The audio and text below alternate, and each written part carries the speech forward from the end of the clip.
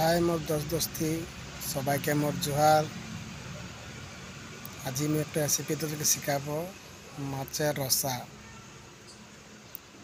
পেঁয়াজ সিজাবি, সিজাই করে মিক্সিয়ে মারবি, মিক্সিয়ে মারে করে মাছটা ফ্রাই করে নিবি।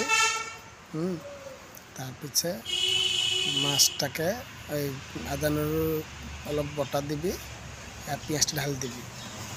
আদা নাই দিলেও হয়ে গেল, পেঁয়াজ ওই নহরু আর পেঁয়াজ, নহরু অলপ বেশি নহয়, আর ওটা পিসে করে তোরা ধুনিয়াকে তেল দিবি, তেলে ঢাল দিবি মিক্সচারটা, পেঁয়াজ বাটাটা আর নহরু বাটাটা দিয়ে দিবি আর পুরা হিলাই হিলাই হিলাই হিলাই পুরা ভাজবি।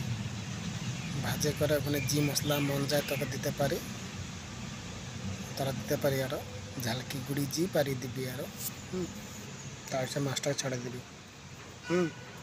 মাছটাকে ছাড়ে দিবি, তার পিছে খাই দেখবি কত মজা লাগবে।